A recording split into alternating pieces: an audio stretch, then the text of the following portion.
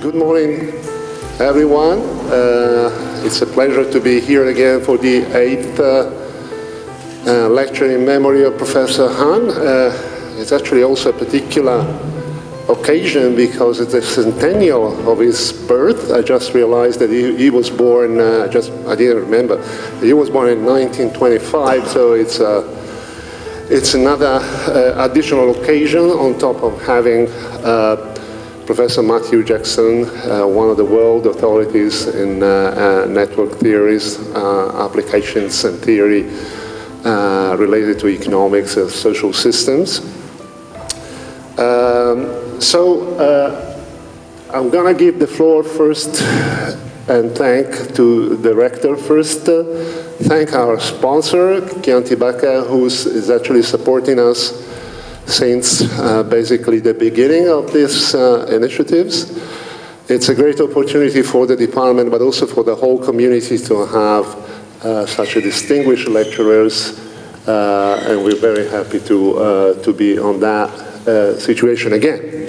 So, thanks, Professor Matthew Jackson, but the floor is to the rector first for some welcome address. Thank you, Nicola. Thank you for the opportunity to be here and to give this welcome address. And let me thank Professor Matthew Jackson to be here and to share, this time with us. This is, I suppose, and I'm sure, a great opportunity for our students, for our faculty in our university. We are celebrating the 8th edition of the Hahn Lectures. And I suppose when we will have the 10th one, we will, bound a volume of these, experiences along the years. This is just a proposal. Why not? Let me say something about, of course, the gratitude to the Department of Economics and Statistics to organize every year such kind of opportunities events. The topic is, tremendously important because we are in a world in which networks are dominating us, and it is really interesting to hear about how the social and economic networks can affect the functioning, the correct functioning of the markets, whatever is the market. In Italy, you may find, good opportunities to develop your studies because this is a country in which there are the friends of the friends of the friends. And everyone is in contact and everyone is, able to reach a point, or to reach an authority, or to reach a politician, or to reach someone. So if you spend some time with us, you can also, develop your studies. Finally, let me conclude this point about the network from a positive side. It is strongly important to develop the networks among universities. We have the need to preserve the capacity to create relationships with universities wherever they are in the world. Because this is one of the possibilities to preserve their independence and autonomy. So if universities are linked to each other, we can preserve their autonomy when some governments can affect this autonomy. So it is important when we are able to create bridges with the other universities, wherever they are. So this is one of the opportunities we need to preserve these kind of relationships. Thank you and enjoy this morning with Professor Matthew Jackson. Thanks.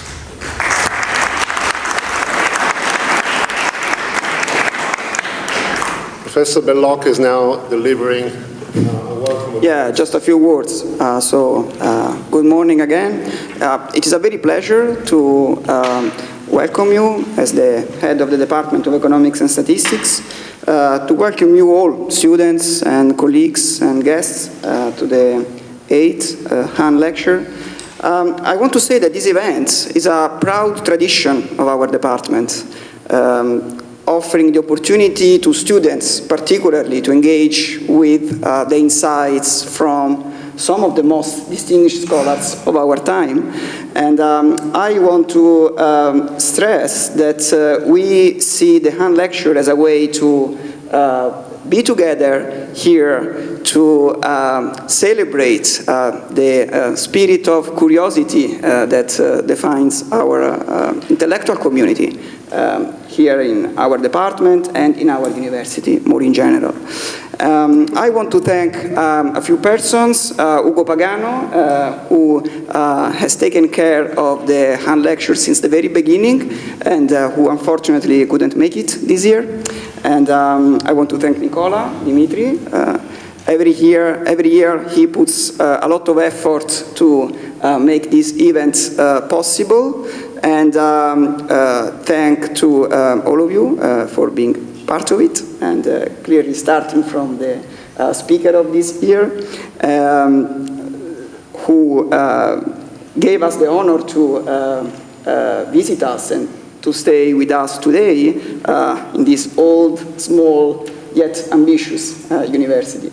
No more words from my side. I leave the floor to Nicola again, I guess. Enjoy.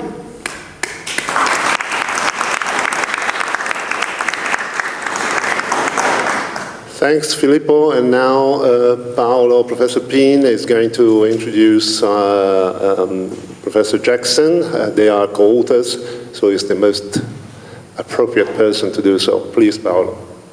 Okay, so now I have the role that Ugo Pagano used to have, so I'll try to fill this lot. So Professor Matt Jackson is a pioneer in the study of social networks. He started in the 90s, so in a period where by social network we didn't think about online social network, but clearly now it is applied also to that. And he had a background in microeconomics, game theory, mechanism design, finance, but he decided to study with the tools of game theory how people form connection and how, given some established connection, people decide to transfer information or to trade in a specific network. And this was not new to social sciences, because this has been done by sociologists for many decades before, but this was new to economics, where typically we tend to think that markets are complete, so that everyone can trade with anyone else, that markets are informationally efficient, so the only thing you need to know about a good is the price, and there are no additional information that can travel around private connections. So this was the starting of a new way to apply the old tools of game theory with new tools from graph theory to study how people interact. Okay, and I will continue the story by applying these concepts, because I spoiler that Matt will talk about his connection, indeed, with Frank Hahn, that he met in Stanford when he was a PhD student, so more or less 10 years before studying networks. And I also met 20 years later when I was a PhD student. So I was coming from mathematics. I studied graph theory. I liked it a lot. And now I was studying economics, and I didn't have a clue that there was a possibility to use what I liked in this new study. And I learned about it through Matt and other people, and then I was introduced in this field. So you see, there was a similar connection between me and Matt, between Matt and Frank Hahn. And at the end, I think that academics is all about this. Okay, so academics is international. There are, in the language of networks, there are nodes that are people, and then there are connections. Okay, and this connection can be formal. You have your supervisor, you have your teachers, you have your students, colleague, but these links need to be reinforced, so you have friendships, you have acquaintances, you have meetings, you have workshops. So it's not, I mean, it's an important social network because it keeps human knowledge, but it needs to be fueled. And what I think it needs are also physical places, okay? Because we need places where we can meet. And my hope is that the University of Siena, with these Hahn Lectures and with similar activities, can be one of such places. Yeah.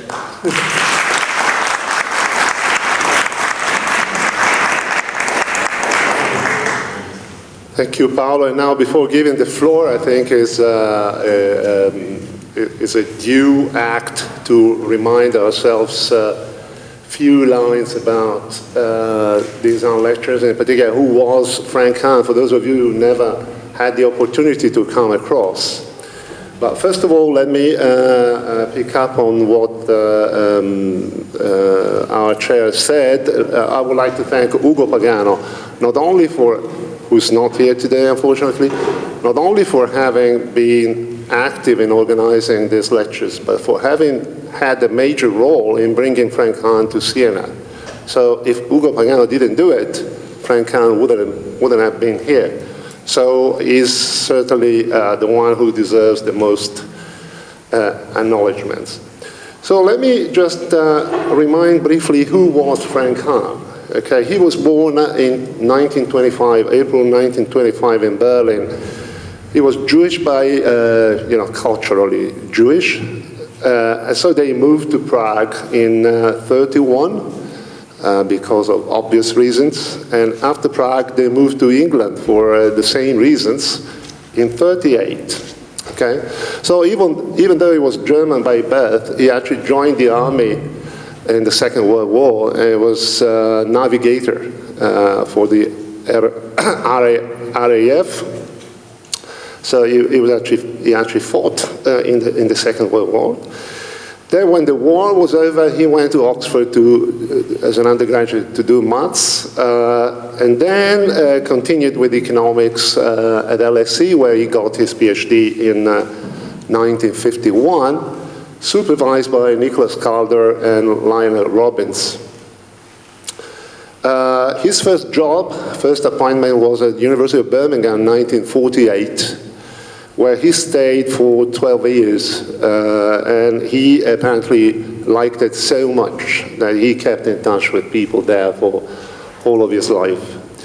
Then he moved to Cambridge as a lecturer in 1960, joining the Churchill College, which was his college for all his life. Colleges are like contradas in Siena. You never change, okay? You get one and that's your college forever, in general, okay? There are a few exceptions, but only few.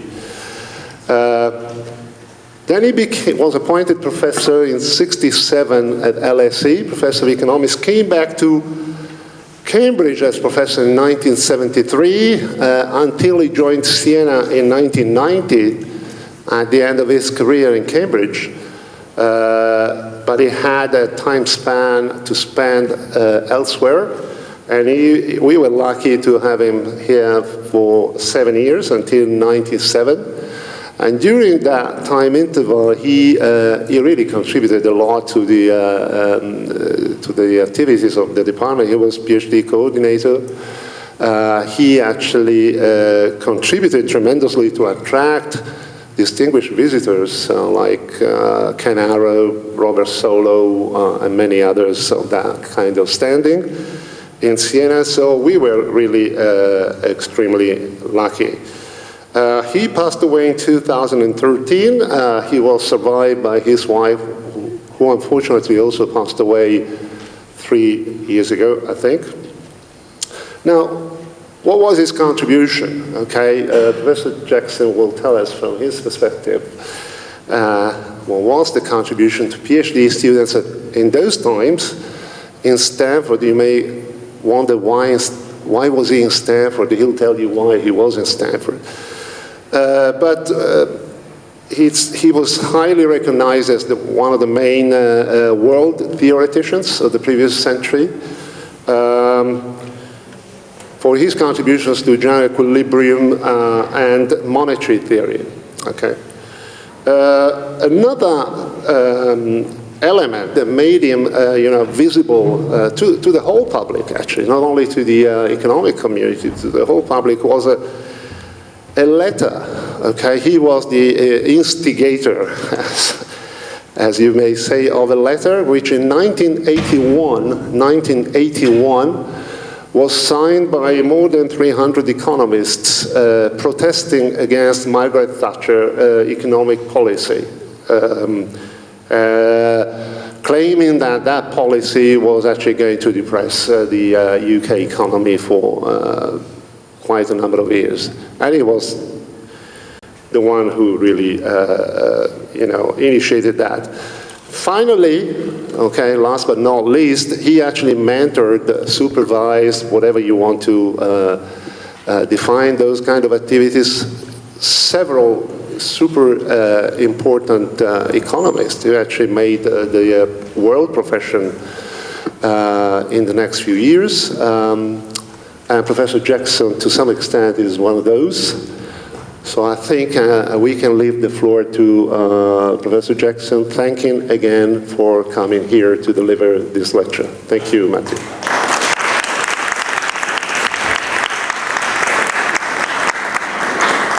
So, first of all, thank you to the Rector, Roberto Di Pietra.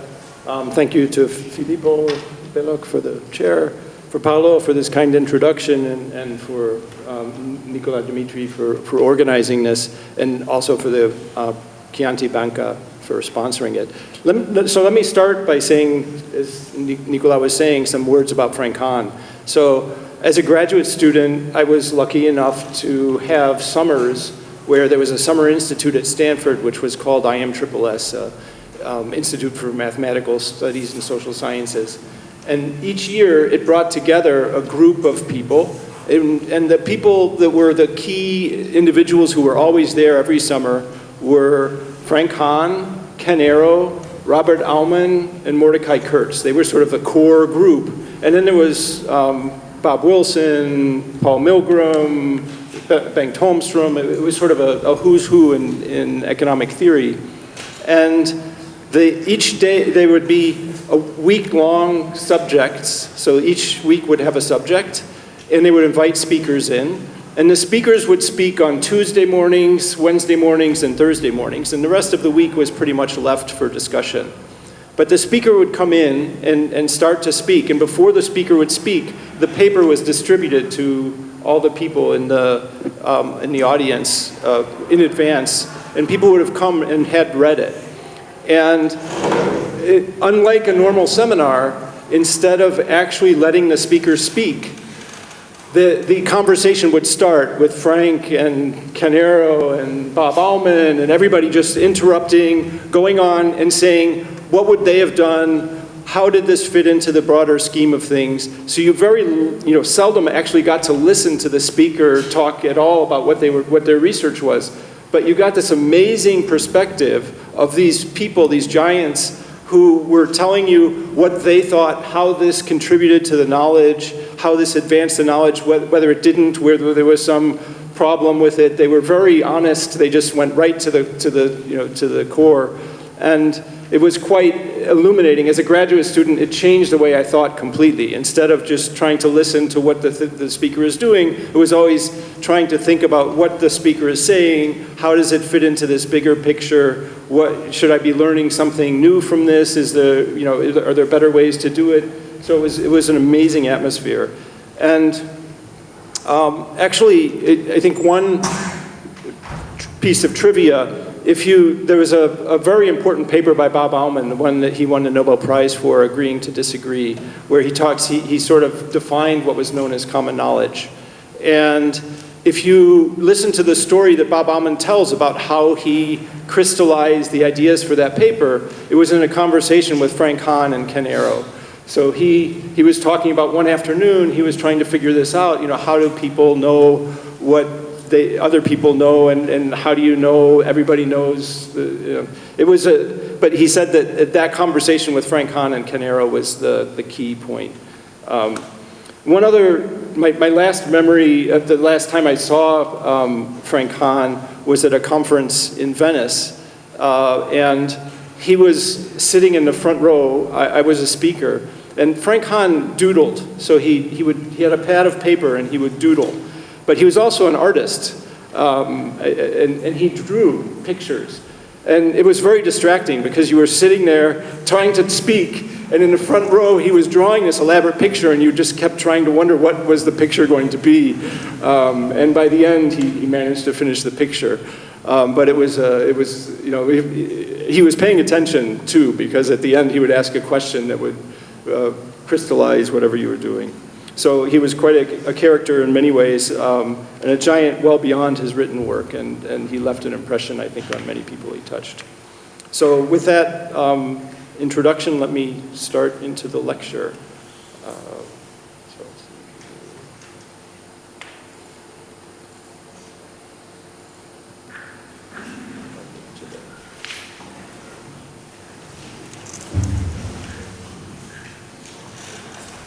So this, you can hear me here. So I prefer to stand when I'm speaking. Okay, so the subject today, what I'm going to do is just start with some pictures. This is a picture of the United States. And what you're looking at here is a picture of economic mobility. So what this measures is, look at a child who grows up in a family that's relatively poor. So a family in the bottom half of the income distribution.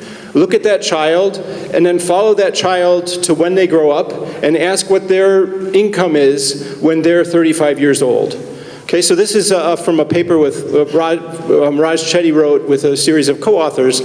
And what you see is a lot of different geography across the United States of how well children do at ages later on when they're in the workforce. And so here you can see a huge range. So the dark red are the poorest areas in terms of where the children end up, less than 20,000 US dollars. And the blue are ones where the children end up doing quite well, more than $55,000 when they grow up. So you've got a huge range.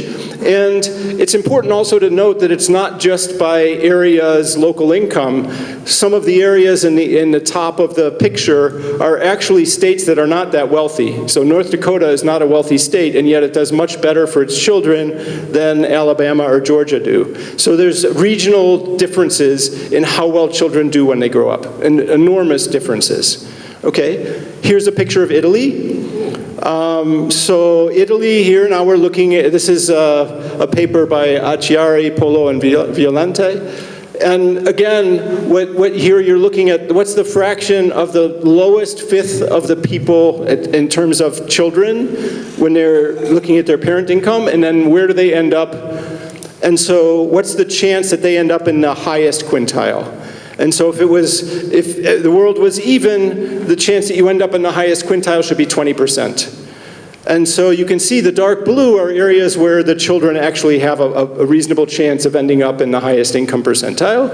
But you can see other areas, again, regional differences that are quite strong.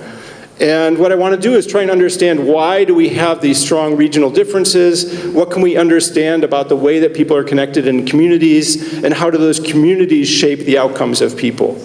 Okay, so that's the idea here. So, we have, what are the fundamental forces that drive opportunities for individuals, and why do we see these strong patterns in the data? Okay, and what I want to do is go beyond financial capital and human capital. So the usual stories that people tell for this is, well, if I grow up to wealthy parents, my parents are wealthy, therefore they can afford things and I do well. If my parents are poor, they can't afford things, so the wealth of the investment of my parents can make a difference. Human capital stories are usually access to education. So if I grow up and I manage to get to university, if my parents are educated and they push me to go to university, I do well. If my parents are poor and they don't do that, then I don't. So those are the sorts of stories that are there, and they're part of the picture. But the other part of the picture that I want to focus on today, and we'll look at in the data, is going to be the social capital. So who am I connected to? Who are my peers? What does the community look like around me? And what can we understand about how that's structured and how that influences what the outcomes are? Okay.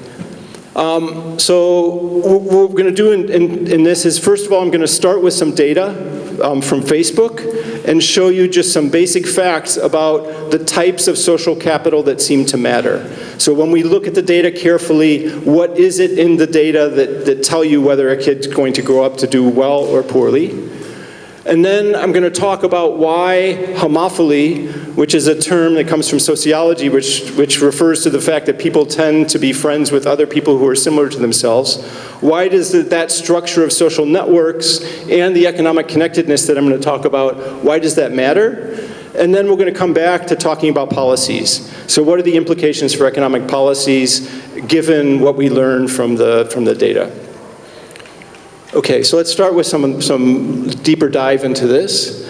And I want to start by saying, that we care differently about inequality versus immobility. So inequality refers to differences in outcomes for individuals.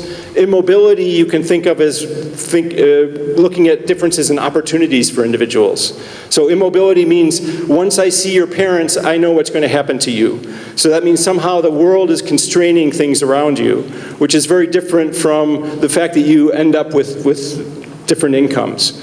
And so we might care about both of these, and they're going to be related to each other.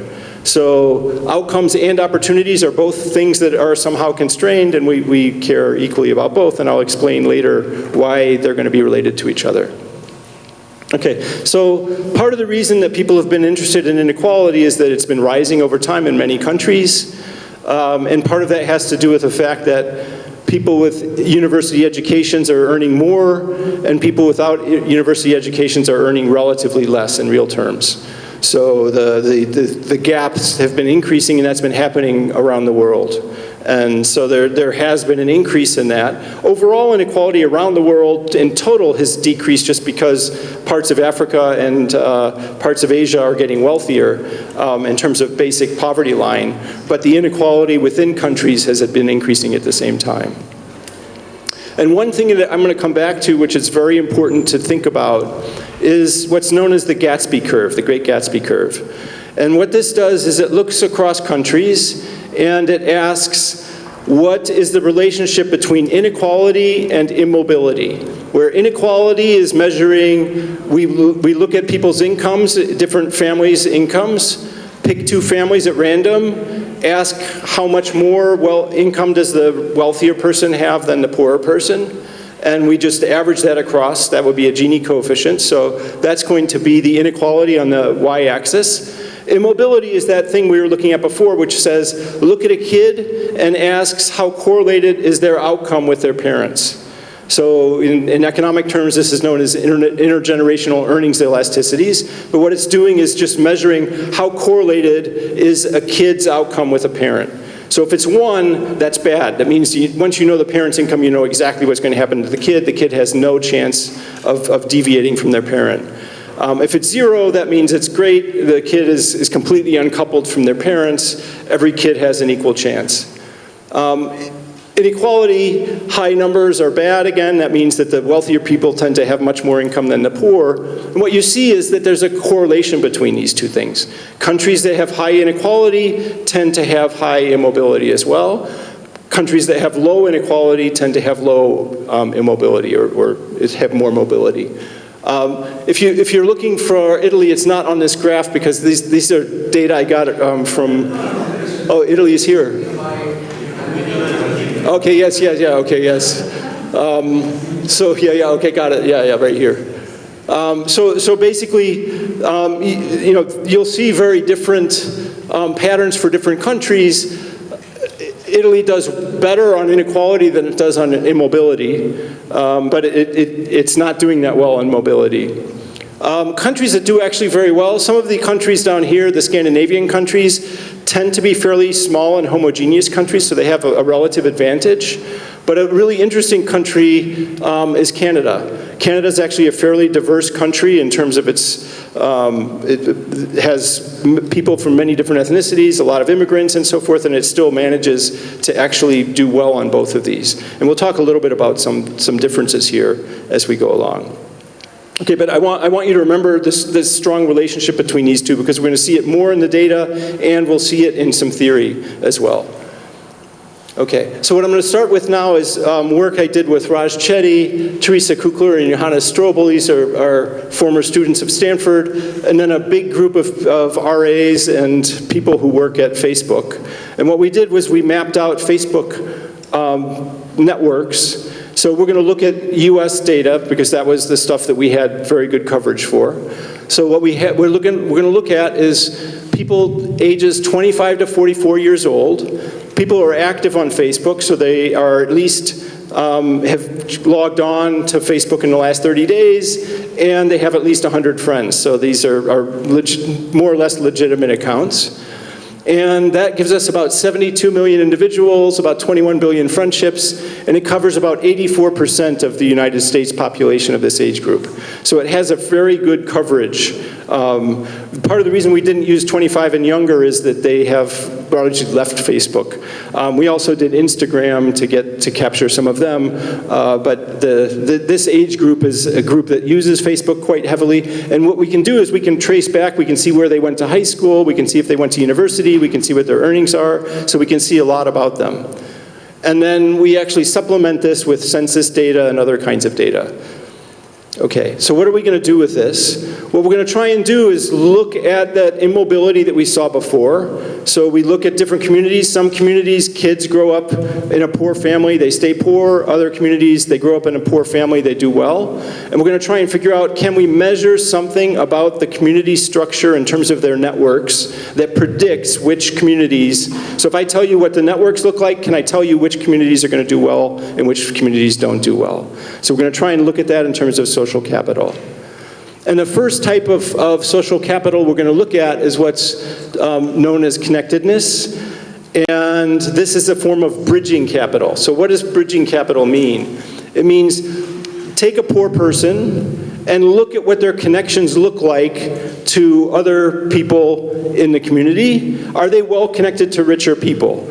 So if a poor person has connections to somebody who has higher income, that means they can learn from them, they can get information from them, they can get aspirations from them, norms of behavior. There's a lot of things that then influence them. If they don't have those connections, then it's going to be much harder for them to advance. That's the idea.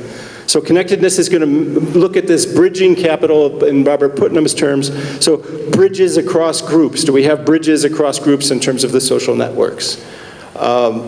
And I'll start just by, this is a picture from work I did with Paolo some years ago, and Sergio Carrerini. And what we can begin to see, this is a network of friendships, and this is the kind of thing that we'll be looking at in the data in terms of connectedness. What this is doing is actually looking at a high school, and instead of connections across wealth, what this is, each dot is a student, and a connection is the friendships between students. And they're color-coded by ethnicity in this. So the blue nodes are black, the yellow nodes are white, the red nodes are Hispanic. In this case, there's some that have multiple groups. But what you can begin to see is that there's very few friendships across groups, and most of the friendships tend to be within same ethnicity. So that's a typical pattern that you see in a lot of high schools, where the high school on paper is well diverse, in this case in ethnicity, but there's few connections across groups in terms of friendships internally. And we'll come back to that. But this kind of pattern is what's known as homophily. So this is a strong pattern that you see in many different dimensions of friendships, many different types of characteristics, and is very representative of social networks. Okay, so now what we're going to do is instead of looking at ethnicity, we're going to look at income. So we have the Facebook data. We have ways of predicting each person's income. I'm happy to talk about that, how we did that afterwards. But what we'll do is look at each person's income, look at then what their connections look like, and in particular, we're going to look at what we call economic connectedness. And economic connectedness is going to ask, if I take somebody in the lower half of the income distribution, what fraction of their friends are above average income? Above median income. So here, 32% of people in the bottom half of the income distribution have friends above. 72% of people above median income have friends above median income. So that means that when we look at people's networks, the networks are heavily segregated by income. So we're seeing that form of homophily that we saw in the high school, not by ethnicity, but by income. And that happens for many different reasons, but we're going to unpack some of those later. So that means that these people's networks look different, and that's going to have an impact. Okay, so that's one form of social capital, how well you're connected to other people. So what are other ways in which networks might matter? What are other hypotheses we might have about what it means to have social capital? And another type of hypothesis is what's known as sort of cohesiveness or bonding capital. And what I'm going to do is I'm just going to hop right to a couple of pictures. And so let's think of people. This is person A, person B, person C. And there's something that network people look at, which is known as a clustering coefficient. How closed is your network? So if I look at a person and I look at two of their friends, so A is friends with B and C, is this link present? Are these two people friends with each other? So if they're friends with each other, then they form a triangle. That's called a clustered network, highly clustered. And there was a sociologist named James Coleman who had a hypothesis that said that clustering would actually be very important in societies. Why would it be important?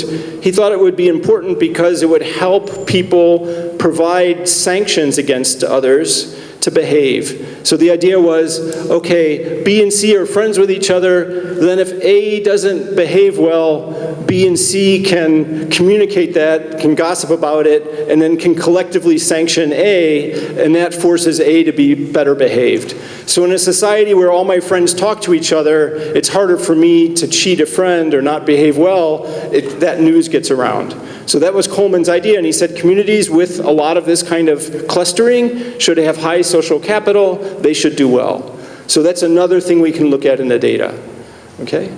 So that's known as clustering. There's lots of different forms of this. Another form is what's known as support. And support looks at two friends A and B and asks whether they have a friend in common. So again, it's going to relate to triangles. This is a different sort of thing. This is the way of, getting introductions, getting connections. So if I have friends in common with somebody, that allows them to vouch for me and to get me connections and to get me opportunities. So in situations where you have high support, you can be getting favors, you can be getting things. So it's another form of social capital, and we can also look at this in the data.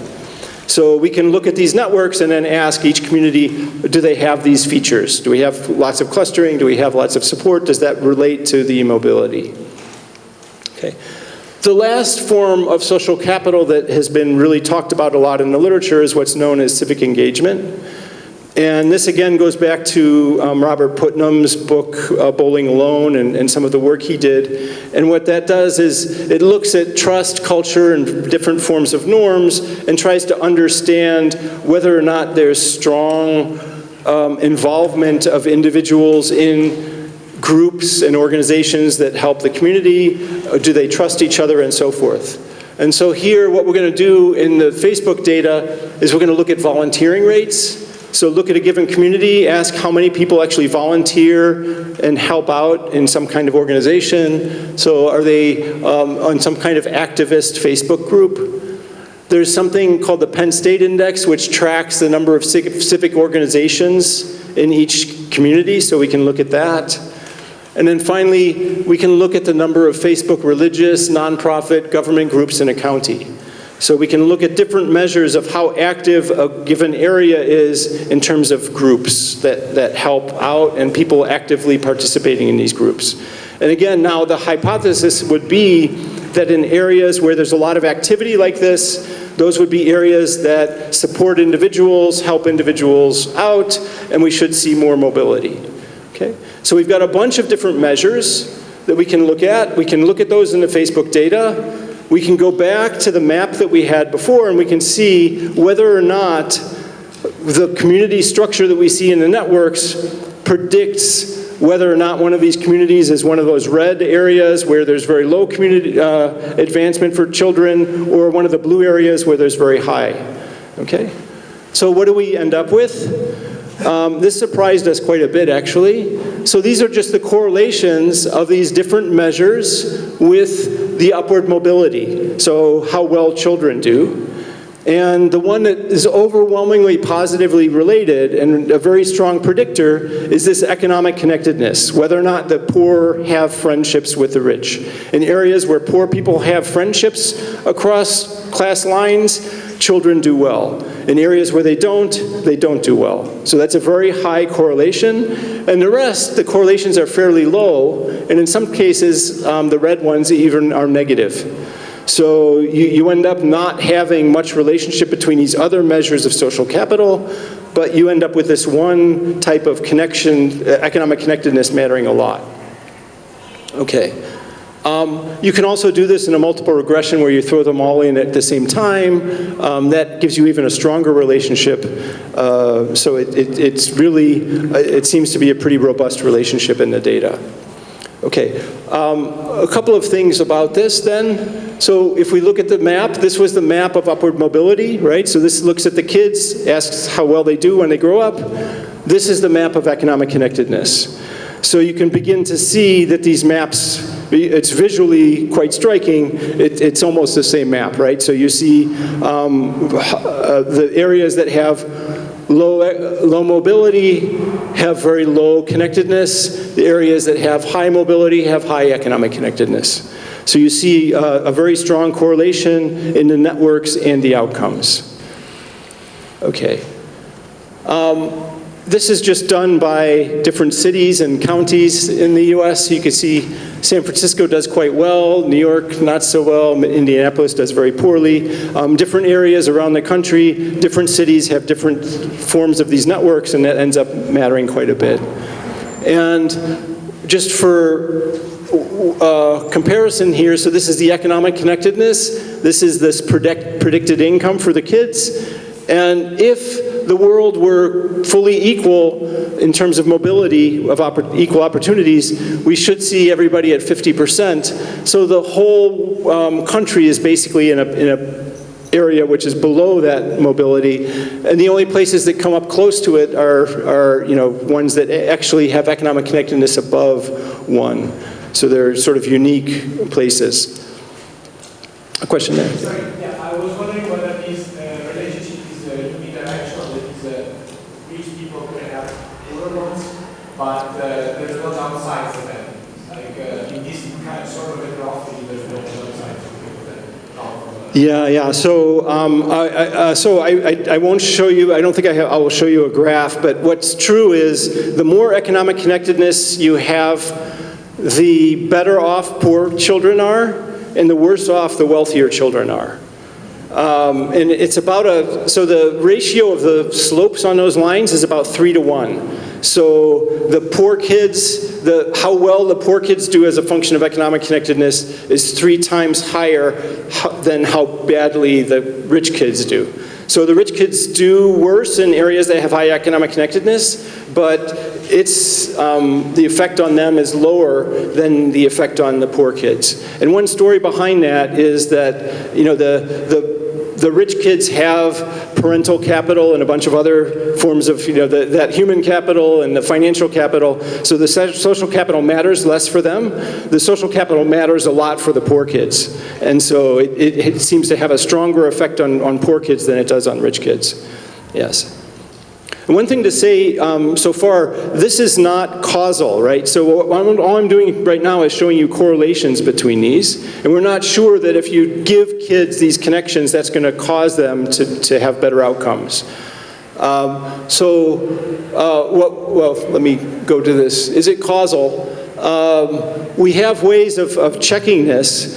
And there have been, what we can do is we can look at a kid's, high school's, friends, parents' income.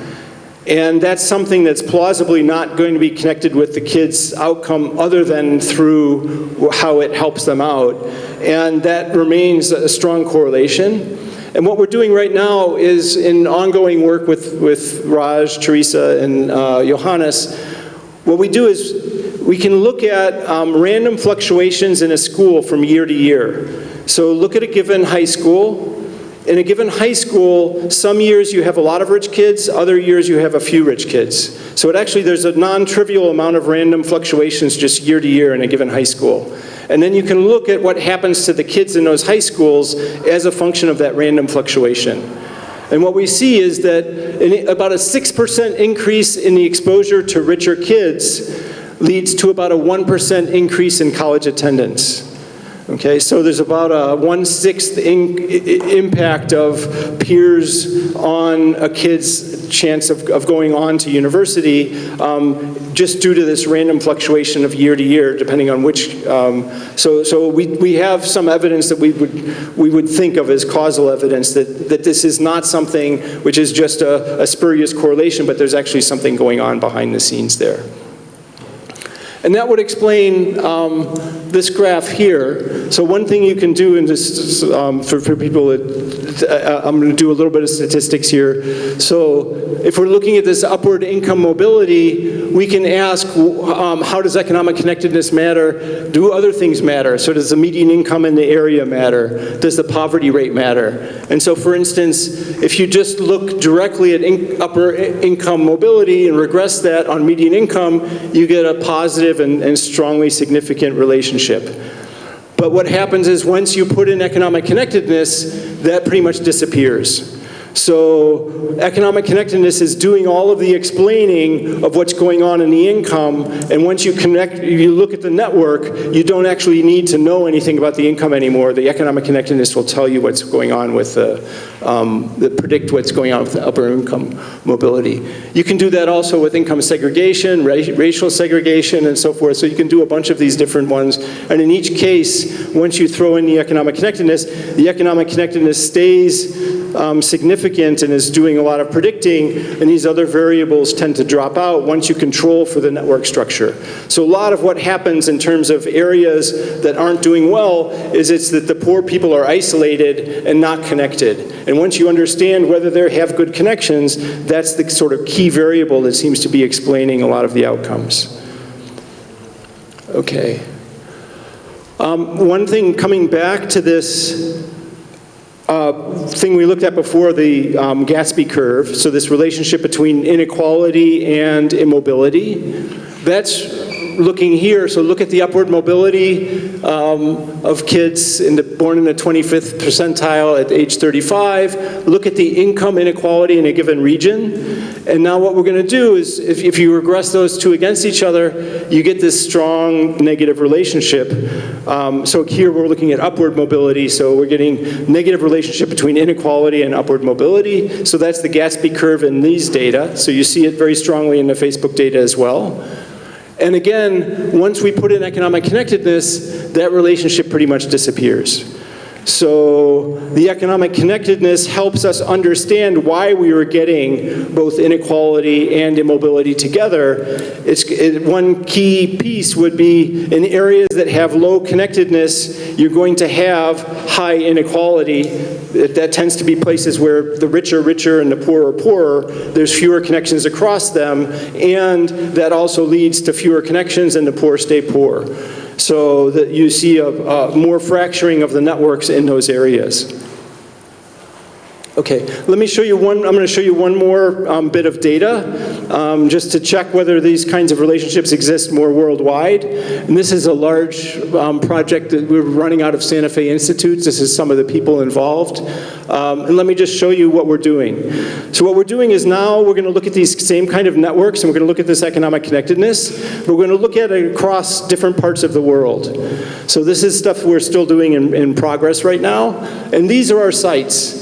So these are all small-scale societies. Most of the people you saw in that previous slide are anthropologists. They go out into the field, they go into each one of these little small communities, and they map out the networks, and they take an inventory of all the possessions that people have. How many goats do you have? How many head of cattle do you have?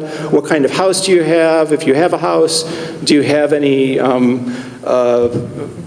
form of metal or savings and so forth? And then we value that for every household, and then we track the networks. So who do you share food with? Who do you share advice with? Who would you borrow from if you needed to? So we have all these networks, we put them together, and we map out their wealth. So we look at inequality, and actually, remarkably, so these are pictures from various sites. This one in Fiji, you've got a bunch of different places, and they're relatively poor societies, relatively small societies.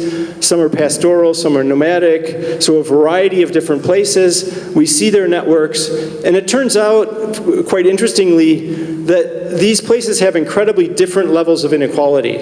So some of them have some of the lowest numbers and inequality, Gini indices that you would see anywhere in the world, and other ones have ones that are higher than any developed country.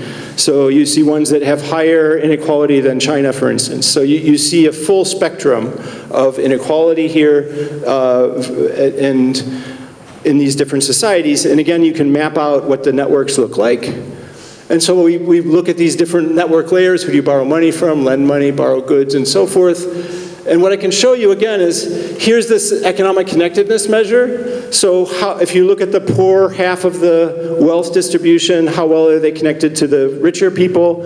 And then you can look at the Gini. And the more connected the society is, the lower the inequality. So again, as I was saying, you've got Nicaragua here, you've got something up on the Gini's in the 0.6 to 0.7 range. You've got others down here, 0.2 range. So you've got a full spectrum of these. And again, this economic connectedness is telling us something about how well these societies function in terms of their inequality. Societies where you have connections across these class lines seem to be ones that have less inequality. So it's not something that's unique to the US. There's also new Facebook data that'll be released, I think, sometime this year. Mike Bailey's been working on sort of redoing what we did for different countries in the world, including Italy. So that the Italian data will be out at some point. So a lot more data will be released, and it's not something that's unique to the US. It seems that this relationship is quite a robust relationship that we see across a lot of different societies.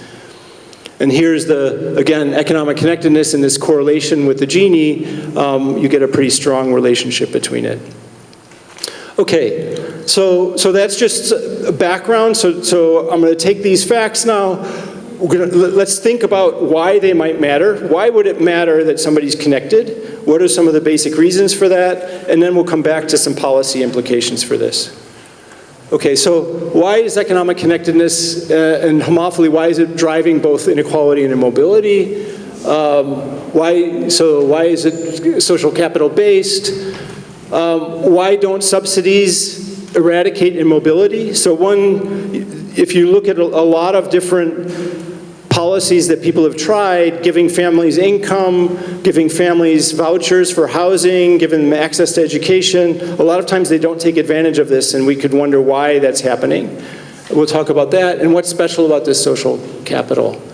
And the three answers that we're going to focus on are, one, your contacts actually give you access to jobs. So who you're around and who your friends are give you the chance to get employed. And that's something that's been looked at quite extensively in economics and in sociology. So these cross connections matter for getting opportunities for jobs. There's peer influence and identity and pressure, so how you think you're going to behave and so forth. Kids in high school will look at other kids. If they're studying, I'll study. If they're not studying, I won't study. You do what your peers do. And then information. What beliefs and opinions do I have about the world, about vaccination, about whatever you think of? A lot of that is shaped by the people I'm around, the media I'm consuming, and that's shaped heavily by my networks and my community. So all three of these are going to be network influenced, and we can take each one in turn. So let's start with job contacts and ask, how is that going to, how would that kind of connectedness matter? And first of all, there's a lot of literature going way back to the 50s, which documents the fact that a lot of people tend to find jobs through contacts. So 30 to 70% of jobs are found through referrals at all skill levels, so whether or not you're high-skilled, low-skilled. If you want to be a carpenter, you need to have carpenter friends. If you want to be in the movie industry, you have to have connections in the movie industry. If you want to be an academic, you have to have an advisor who can recommend you to places. So all these things matter, and these kinds of connections are there, and there's a lot of background information on this. I won't go through all these references, but there's a lot of them. So what I want to do is just take you through a picture of a theoretical model that I did with a student from Stanford, Lucas Bolt, and Nicola Morlica. And what we did was just build a very simple model of job contacts and then look at what it predicts for mobility from one generation to the other and inequality. And the idea here is very simple. There's going to be cohorts of workers, and you're going to be able to get job opportunities from your friends. So your friends can give you a job if they're employed. They can give you a recommendation and a potential interview. Firms hire from a pool of unreferred applicants only if they don't find a good match through their current workers. So this is a fact that's been looked at quite a bit. So firms tend to use referrals first and look at open applications later. And there's actually a lot of data that suggests that people hired through referrals perform better, they last longer, they seem to match, there's higher productivity in the firms. There's a whole series of reasons that they use referrals. So let's think of a simple model now. So let's think of two types of workers. We'll call them blues and greens. So we've got blue workers and green workers. And then ones with a building behind them are ones who are employed, and think of these other ones as unemployed. So for whatever reason, we start with an unequal society where some people have better employment than others. The blues are well employed, and the greens aren't. And now let's think of a society where there's homophily. So the blues are friends with blues, and the greens are friends with greens. So we put the next generation of workers there, and the blues are connected to blues, the greens are connected to greens. And now we think of a company wants to hire somebody for the next, they need a new worker. They go to their employee and say, can you recommend somebody to me? Is there somebody you know? Well, the blues can point out blues. The greens can't give any advantage to their friends because they're not employed. So what this means is these blue workers have a chance to be hired through the referral process, and the green workers don't. Very simple, right? So there's inequality in this one generation leads to a difference between the greens and the blues, where the blues can be hired through referrals, the greens can't. So these people only have a chance, one of the blues is unconnected, and then most of the greens are unconnected, so they can only be hired through an open application process. So they're going to have a harder time doing that. And so now let's think about what happens. There's a second disadvantage. So these people are disadvantaged because they don't have the opportunity to get interviewed, but there's also another problem. And what's that problem? That problem is a sort of Lemons effect. And what does this Lemons effect refer to? So who are the people who are looking for jobs through an open application? Those are people who didn't have friends, and there are also people who got an interview, but for whatever reason the firm didn't want to hire them.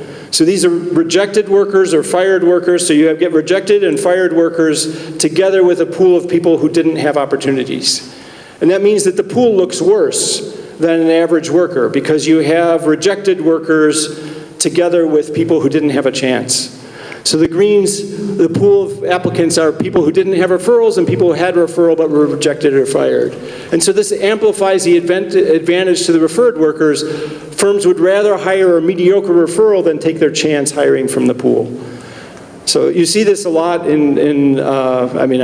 see it all the time in the Silicon Valley, trying to get a job. If you want to get a job at one of a company like Google or Apple or at Microsoft, any of these companies, it's very difficult to get a job without some form of connection. There is an interview process for universities and so forth, but getting through that and actually getting hired, it's a lot easier if there's somebody who can actually say, yes, this person is good and can manage to do the job.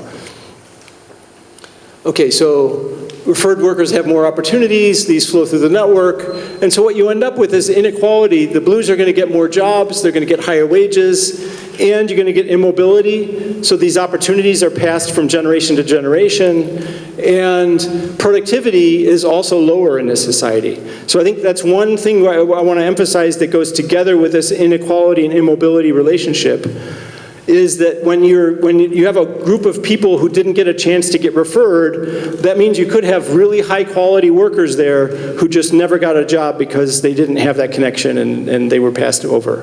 And so that's worse for the society. You would rather hire somebody who's really productive and not connected than somebody who's not productive and is connected. And so you can end up making the wrong hires.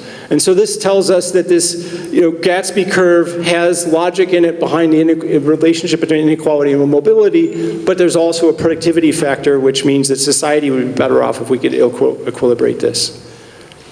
Okay, so one other comment on this, just peer influence. So this job contacts, you can do variations on this kind of thing, so we can relate the inequality and mobility. We can also think about peer influence, and so now let's think of, I'll just do a simple picture. So let's think of these greens and blues. They're in a network. The blues are mostly friends with blues, the greens mostly friends with greens. And now let's think about whether or not they want to go to university, for instance. So if the blues have connections to other blues, and they know that some of these blues are well positioned in terms of other generations and being likely to be employed, then if I know I have good outcomes in front of me, I'm going to want to go to university. But if I'm one of the greens, then I'm not going to, if my friends are unemployed or not going to university, I'm going to tend not to want to go to university either. And so what we can begin to do is do a simple contagion kind of process. So let's think of people who decide to drop out and not go to university. So two of the greens say, okay, my prospects don't look good, I don't want to go to university. And now let's do a simple rule of thumb where people will drop out if at least half their friends drop out. So if at least half my friends don't go to university, I'm not going to go to university. So these two greens dropped out. What happens next? Well, these two greens then drop out because more than half their friends have dropped out. And now this person's going to drop out. So that person drops out. Then this person's going to drop out. So we're going to end up with norms of behavior going through that network and respecting that kind of homophily. But notice, this does not cross this gap here. And this is actually different from something like COVID, right? So if you have a disease, it just takes one person, it just goes right across the gap in the network. So once the network's connected, it doesn't matter if you have this kind of homophily, it's going to spread. But if you're thinking about this kind of normative behavior, the greens can all drop out and the blues all stay in. That's something that's perfectly possible. And so this kind of split in the network could mean that we have very different behaviors for people that have low economic connectedness than the people on the other side of the divide. And so in places where we have these strong cuts in the network, we could have very different norms of behavior. Okay, so there's, yeah. Do you think there's also a sort of, when you consider the incentive that people have to change their needs, basically there is the effect that you see also for changing identity, it is only the good ones who will actually change their needs and form the needs with the employer. So there's going to be even more segregation. Yeah, it's possible. So if you endogenize the network together with this employment and so forth, you can amplify the effects. So it could be that in settings where people are going to be employed, and I know that those kinds of connections can matter, then my having connections to other people can help me get connections and so forth. So you could end up with domino effects in that way as well. There's actually a paper by, let me think of who it was. Andrea Galliotti, I think, has a paper on endogenizing a network like that and amplifying that effect. Okay, so let's think of policies now. Just what do we learn from this? If we want to improve the world in terms of productivity and equality, how would we do that? Well, we can overcome the lack of social capital, so we can provide opportunities, provide information, or we could try and do social engineering. So what would social engineering mean? We'd actually want to encourage more structured networks where people have these connections across class lines, somehow foster those. And I want to take each of these in turn. So what are the differences that we learn about these? So first of all, in terms of overcoming lack of social capital, so one thing we saw in that network for the Greens didn't have chances to get interviewed because they didn't have referrals. One thing, especially nowadays with online job sites like LinkedIn, you can give opportunities to people. LinkedIn can see who got interviewed. They can see who got referred. So they have information on that. They could provide opportunities to try and balance that out. So they know if somebody's been rejected, they know if somebody just never had a chance. And for the people who never had a chance, they could actually give them opportunities. So algorithmic fairness, if you can see who in the pool has not been referred, you can prioritize those. So you could begin to rewrite your algorithms to try and balance that and provide opportunities to people who aren't getting interviews, but still look like they have a strong background. So that would lower the Lemons effect, would increase equality and help mobility as well. Affirmative action. So let's talk a little bit about affirmative action. So when people talk about affirmative action, often affirmative action is talked about from the equality perspective, saying, okay, one group has been disadvantaged, we want to right that wrong, we'll give this group a relative advantage. The network picture gives you a different reason for doing it. So it's a different answer for why would you want to do affirmative action. It's not so much about improving things for the current generation. It would be equilibrating the networks and offering referrals, so you spread those referrals out more across the whole population, and then that helps the Greens get employed in the next generation. So in the model that we looked at, you would actually have a lower productivity today for having affirmative action, but it would pay dividends going forward. So it would improve the mobility, and it gives you a different answer for why you want affirmative action. So it's a one-time policy that has a long-term network effect. I'll skip some of this, but let me talk a little bit about social engineering. So social engineering. So now let's think of trying to form these links across groups. We want to encourage these cross-group connections. And we can ask, why are they missing? And understanding why they're missing can help us understand how to encourage them. And so we actually have two papers we did on this. The second paper tells us a little more of why those links are missing. And I'm just going to take you through different reasons that they might be missing. So one reason is that there's no high-income people around. So they're just, the low-income people live in one area, high-income people live in another area. There's no chance for connections. The second is that they actually are there, but they don't form the connections. So we'll call that bias. Okay, so the first we'll call exposure. Are you exposed to high-income people? Second, bias. So you have the opportunity. Do you form friendships? And the third is, this is actually going to differ place by place, and we can ask, what settings do you form your friendships in, and how does that help people? Okay, so first of all, let's look at people's rank in the income distribution from 0 to 100. So this is your social economic standing ranking, your income ranking. And the relative proportion of friends that you form in your neighborhood versus other places. So we can look at Facebook and we can see whether two people live in the same area, and we can say, okay, these are neighborhood friends. They live close to each other. And people who are poor have a disproportionate fraction of their friends from their own neighborhood, so they tend to form local friends. If you look across the income distribution, wealthy people disproportionately form friendships in college, and middle class, it's mostly in the workplace, some high school, but you see very different patterns. And if you wanted to be exposed to wealthier people, you'd actually want to be in college. So the exposure is different across these areas, and so you get different friendship patterns, partly because the poor are forming neighborhood friendships and they don't live close to the rich. The rich are going to college with other richer people and forming friendships there, and so you get more of these patterns. So that explains a little bit about what's happening, and that is part of the puzzle. The other part of the puzzle is, okay, well, we have, you'd like to have 50% of your friends be above median income. Maybe your exposure is only 80%, and then that last percent is that there's some bias there. For some reason, you only formed 30% of friends, even though you had an opportunity to form 40%. So we'll call that bias the extra 25%. And what you can do is you can begin to look across places and ask how much exposure you have by relative exposure by different places. So college gives you more than like an extra 25% bump. Neighborhood gives you an 18% below average bump. So your exposure varies across these places. And then the bias does as well. So bias, the neighborhood is the biggest bias. So even when you are exposed to richer people in your neighborhood, you tend not to form those friendships in the neighborhood. The place that is actually the best for forming friendships are religious groups. So within religious groups, you actually find a negative bias.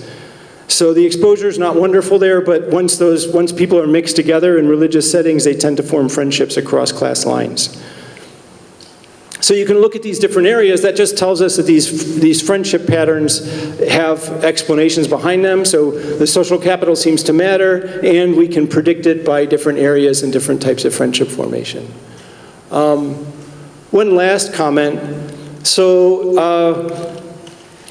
if we start thinking about trying to engineer these friendships, we can begin trying to form friendships across class lines and say, well, we're going to try and improve things. Homophily does serve a purpose, and I just want to show you one other fact. So homophily also serves positive purposes, and there's unintended consequences of changing networks. So I'm going to tell you just about a quick study I did with Stephen Nye, Eric Snowberg, and Liat Yariv. And what we did was we just followed Caltech students. So I was at Caltech before Stanford. We followed students at Caltech for 4 years. We mapped out their friendships over those 4 years. And we could see who they were studying with, and we could see what their grade point averages did. So look at somebody who's got a grade point average as a second-year student. Look at who their friends, their study partners are, see what their grade point average is their next year as a function of their study partners. And what I'm going to do is just show you your gain in GPA as a function of study partnerships. Both female, 18% gain, 0.18 gain. Female to male, almost nothing. Male to female, almost nothing. Both male, almost nothing. So basically, here, having a male as a study partner is not a good thing, is the lesson here. But effectively, that means that there are settings where homophily is going to be beneficial, and you don't want to be just changing the network. So, the strong connections that people have, the strong clustering, does form some kind of support networks and so forth. And so we do have to be cautious when we try and go in and change networks. But there are reasons to believe that forming connections across class lines will matter. We just have to be careful when we're doing it to try and understand all the implications of why those friendships were missing, what they might, what the different friendships serve in terms of purposes, and understand this more holistically than just looking at income as an outcome. Okay? So summary, many different forms of social capital. This economic connectedness stands out. Cross-class connections affect opportunities, information, norms. So there's lots of reasons to believe they should matter. Connectedness, we can see what it depends on. It depends on both exposure and bias, and that gives you dynamic policy implications. So there's a lot we can learn about how these networks are forming, what they mean, and what the implications are for policy. So, good point to stop.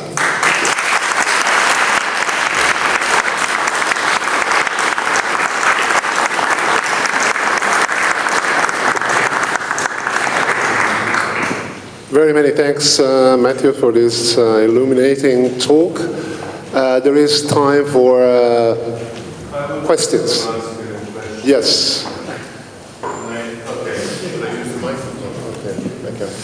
Okay, now I was very much impressed by the first slide about the distribution, about the United States, where the blue areas were all in the center, where nobody lives, basically. I mean, the population density there is very, very small. On the other side, on the coasts, the population density is very, very high. My guess, my hunch was, well, maybe when you have a low population density, the poor and the rich have to go to school together, while in highly populated areas, there is a big market for segregation. And so basically, I mean, population density can be a very, very important part of this process of Connectedness. Yes, yeah. In fact, that's exactly right. So one thing that's true is, well, one fact is when we look inside high schools and look which high schools have strong connectedness, high schools that are very small tend to do very well at connecting. And this is actually something we found in the work with Paulo as well. Small schools tend to be more integrated along all lines, ethnic lines, religious lines, income lines. When you put people in big organizations, they tend to separate. You put them in big cities, they have opportunities to separate. So part of this, friending bias and stuff depends on how close you are and how much you're interacting with people. So it really does make a difference whether people are really close to each other and are forced to interact in some ways. And the more that you have a chance to spread out, and which can happen with higher density, but cities where people can be working in very different jobs and so forth, never run into anybody that lives right next to them, you have more segregation, you can have that. So one thing to emphasize though, if you look inside San Francisco or inside Los Angeles or probably inside Siena or inside Rome, you would find pictures that actually look a little bit like that bigger map. It's almost like a fractal. You start looking, zooming in on an area, and you'll find that there's some areas that are doing very well and some areas that are doing very poorly. So it's something that does have something to do with the density, but that's not the only thing that's going on. It seems there's other things happening too. More questions? Yes. So, okay, if you make it. Yeah, so I have a question about the referrals actually, because it seems to me that they kind of act as solving a asymmetric information problem sometimes, no? Maybe firms sometimes may decide to not invest in the screening process because they have a cheaper option that is rely on referrals. So my question is whether you think that instruments such as AI can help reducing this cost of buying information, so screening, and thus also reducing the importance of referrals, which you showed us they have a lot of importance in determining mobility. Yeah, I mean, that's a very good point, that the actual process of finding information about applicants is part of the reason the referrals are so valuable. Because if I look at somebody's resume and they say, I can code in Python or I can do such and such, I really don't know. And I can have an interview with them and ask them some questions, maybe I learn a little bit, but until I've actually given them a project and seen how they work, I can't. And if you have some other method of doing that, so maybe a friend knows this person is actually reliable, they say they can code Python, yeah, I've worked with them, they can really do it. Or some form of AI or some past work experience that some AI could take advantage of and learn. If you have that kind of process, it might help equilibrate things and put less emphasis on referral and more on the hard information. But I think you're exactly right. Referral process does solve these kinds of informational advantages. And it ends up being very valuable for that reason. Yeah. Thank you. Yeah. I would like to ask a question. Do you think a cultural diversity between the countries and these social groups, especially with the diverse political background affects the networking process, as well as in the US, for example, as you said, there is mostly the friends are making between white and white groups, black and black groups, but what about the other countries and other cultures, do you think? So there are a lot of patterns that you see in the data which seem to explain some of this. So one thing I didn't show you was, if you actually look in the US, for instance, and see whether this economic connectedness relationship predicts the mobility, you can look at places that are pretty much 100% white, and you get exactly the same relationship that we saw before. So it's not just ethnic divides that are leading to the economic divides. It's more than that, but culture does play into it. So in areas where you see greater cultural diversity, you do tend to see less economic connectedness. So there's a correlation there, and it's something we don't fully understand.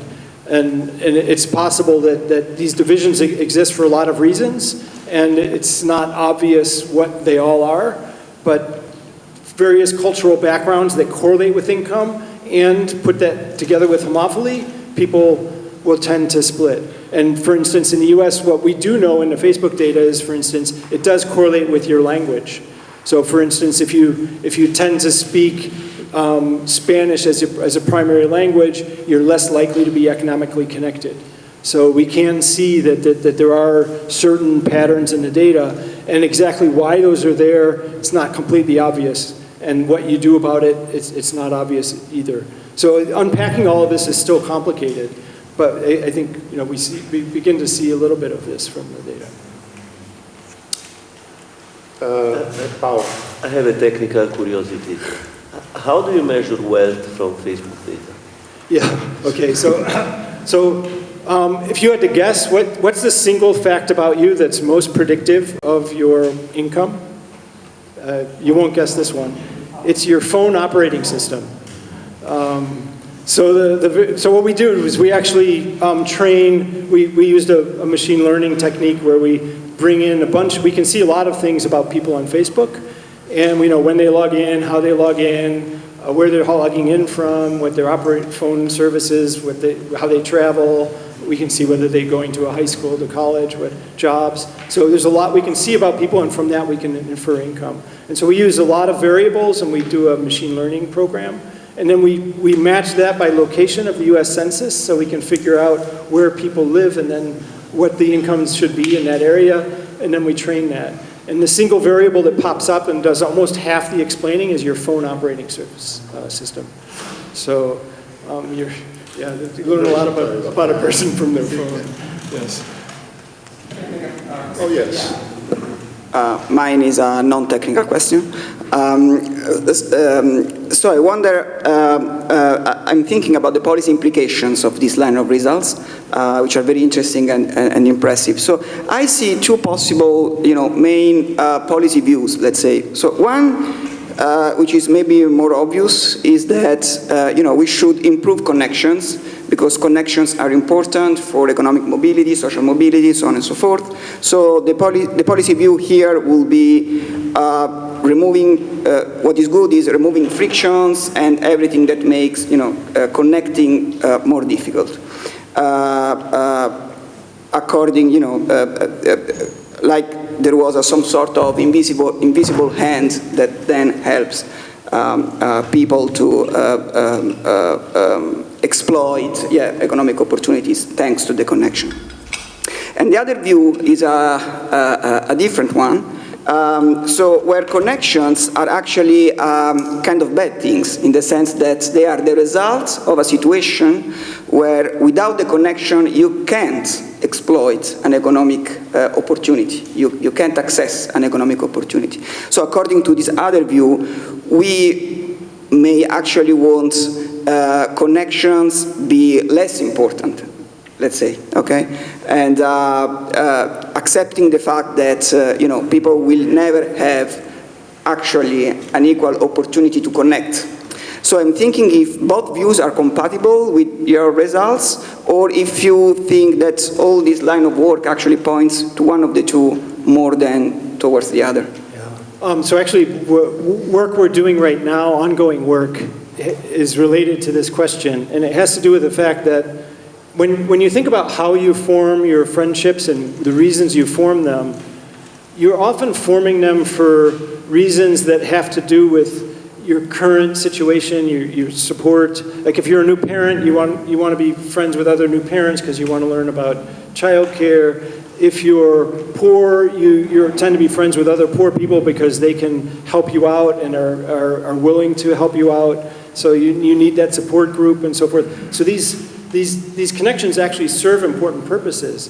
But they're often, it's not that when you formed your childhood friendships, you thought, oh, someday this person might be able to give me a job, right? So it wasn't, the reason that you formed these relationships was for other reasons, and then they happen to be very important eventually for employment and information and so forth. And so I think reducing the friction for forming relationships could be good, but we don't want to do away with these because they serve a lot of other purposes that can be very positive. And so it's important to have them, and it seems that people are forming them for various reasons that are unrelated to these opportunities and information. I have a question about the mechanisms that underlie the importance of economic connectedness, because we see that economic connectedness depends on aspirations, on information, on access to opportunities. Is there any evidence on the relative importance of these specific features within the broad term of economic connectedness?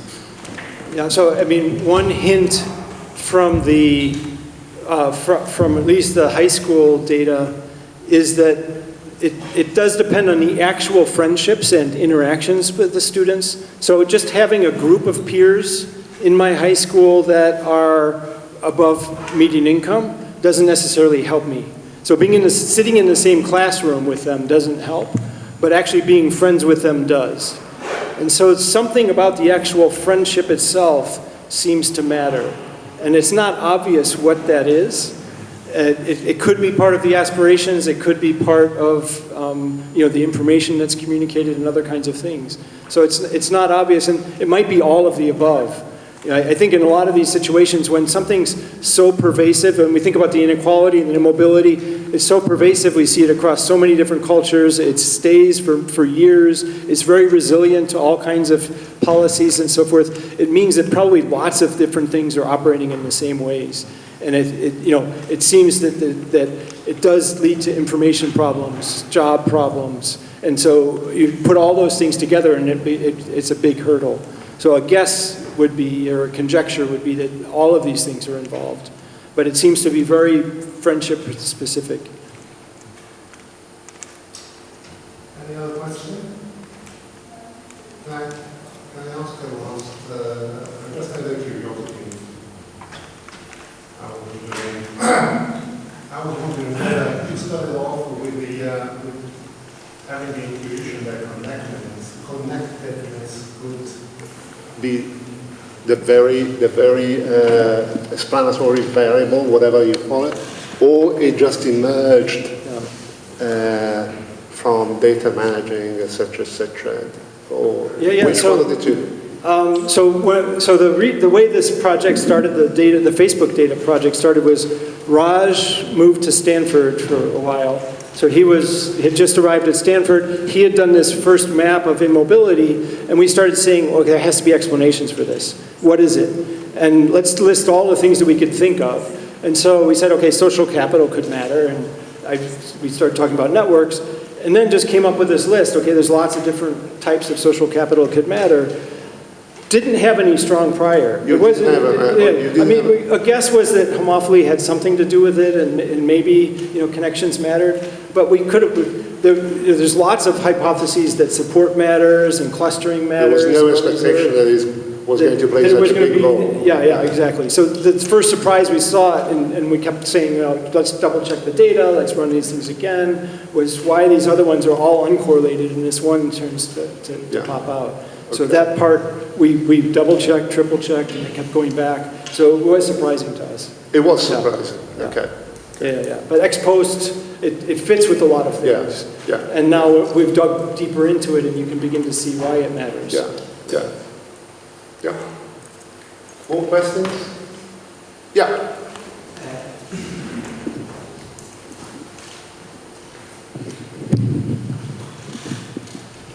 Thank you for a wonderful presentation, Professor.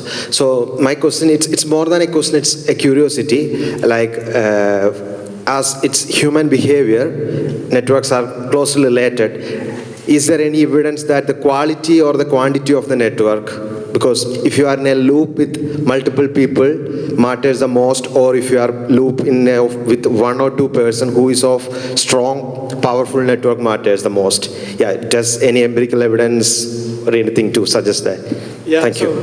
Other studies that I've been working on look at different measures. So you could ask how many friends I have or whether I'm well connected in terms of those friends. And it depends on what you're doing on the network as to which of those can matter. If I'm actually trying to get information or spread information, being well connected to other really well connected people makes a big difference. So it's not the quantity, overall quantity I have, but the quality of those connections that matter in predicting diffusion of information or gathering of information in a rough sense. So, but you know, having more friends doesn't hurt, but having more friends who are better connected can be even better. So the quality of the connection matters in ways that we can quantify. I didn't talk about that today, but there's very specific measures that we can use for that quantify that, yes. So, any other question? All right, if there are no more questions, we just thank Professor Jackson.